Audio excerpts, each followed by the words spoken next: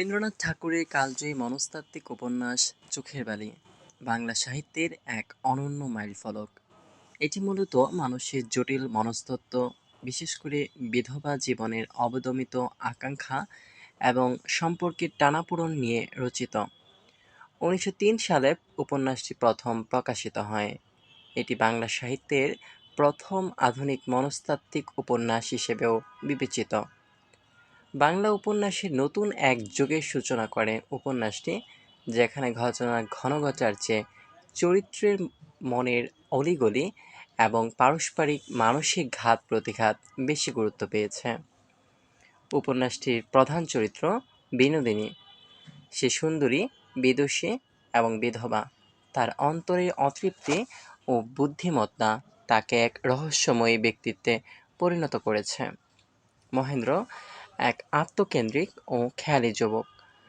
সে প্রথমে বিনোদিনীকে উপেক্ষা করলেও পরে তার মোহে অন্ধ হয়ে পড়ে। আশালতা মহেন্দ্রের স্ত্রী, সরল, কোমল ও সাংসারিক জ্ঞানে অপটু। বিনোদিনীর সঙ্গে তার সখ্যের সম্পর্ক গড়ে ওঠে এবং সে বিনোদিনীর নাম দেয় চোখের বালি। বিহারী মহেন্দ্রের বাল্যবন্ধু। সে ধৈর্যশীল, পরোপকারী এবং মহৎ হৃদয়ের অধিকারী। সে উপন্যাসের নৈতিক মেরুদণ্ড হিসেবে কাজ করে। রাজলক্ষ্মী ও অন্নপূর্ণা। মহেন্দ্রের মা রাজলক্ষ্মী এবং কাকিমা অন্নপূর্ণা তৎকালীন সমাজের সংস্কার ও পারিবারিক টানাপোড়েনের প্রতিনিধি। কাহিনী সংক্ষেপ।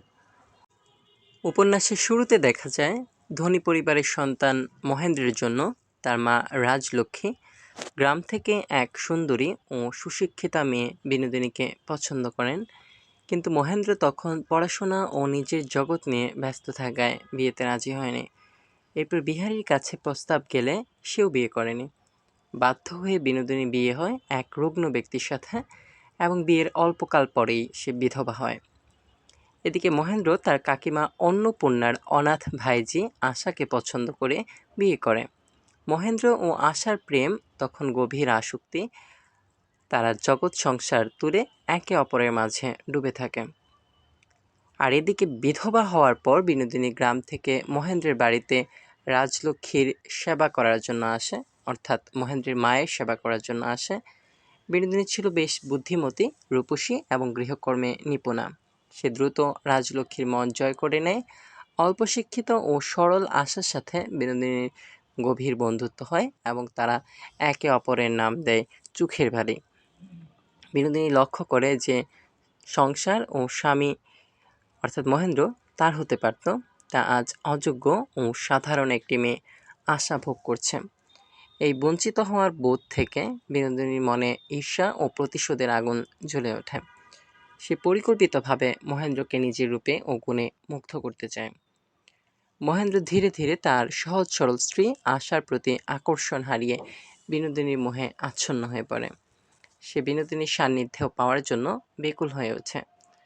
বিনোদিনী মহেন্দ্রকে নিয়ে খেললেও মনে মনে সে আসলে মহেন্দ্রের বন্ধু বিহারীকে শ্রদ্ধা করত এবং তাকে ভালোবাসত। বিহারী ছিল অত্যন্ত নীতিবান ও গম্ভীর স্বভাবের। সে বিনোদিনীর এই ধ্বংসাত্মক খেলা বুঝতে পারে এবং আশাকে সান্ত্বনা দেওয়ার চেষ্টা করে। এক পর্যায়ে মহেন্দ্র ও বিনোদিনীর সম্পর্ক জানাজানি হলে সংসারে অশান্তি চরমে ওঠে। রাজলক্ষ্মী অসুস্থ হয়ে পড়লে এবং আশা মানসিকভাবে ভেঙে পড়েন।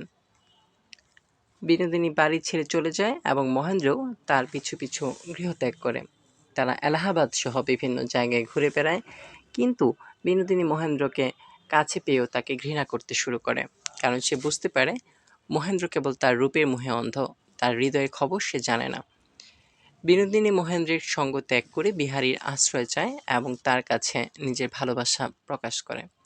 বিহারী প্রথমে দ্বিধায় থাকলেও বিনোদিনীর ভেতরের প্রকৃত মানুষটিকে চিনতে পারে। এদিকে মহেন্দ্র নিজের ভুল বুঝতে পেরে অনুতপ্ত হয়ে বাড়িতে ফিরে আসে এবং অসুস্থ মা ও আশার কাছে ক্ষমা চায়। উপন্যাসের শেষ পর্যায়ে বিহারী বিনোদিনীকে বিয়ের প্রস্তাব দেয়, কিন্তু বিনোদিনী জানত তৎকালীন হিন্দু সমাজে একজন বিধবাকে বিয়ে করলে বিহারীকে সমাজচ্যুত হতে হবে এবং তার সম্মান নষ্ট হবে। তাই সে বিহারীকে অত্যন্ত ভালোবাসলেও তার মহত্ব রক্ষা করার জন্য সেই প্রস্তাব প্রত্যাখ্যান করে। সে নিজের সব গয়না ও সম্পত্তি অনাথদের সেবায় দান করে দিয়ে অনুতপ্ত হৃদয়ে কাশীতে জীবন কাটানোর উদ্দেশ্যে বিদায় নেয়। রবীন্দ্রনাথ এখানে দেখিয়েছেন যে ভালোবাসা কেবল জৈবিক আকর্ষণ নয়, বরং ত্যাগ ও শ্রদ্ধার নাম। বিনোদিনী চরিত্রটি কলঙ্কিত হয়েও তার ত্যাগের মাধ্যমে শেষ পর্যন্ত পাঠকের মনে করুণা ও সম্মানের জায়গা করে নেয়।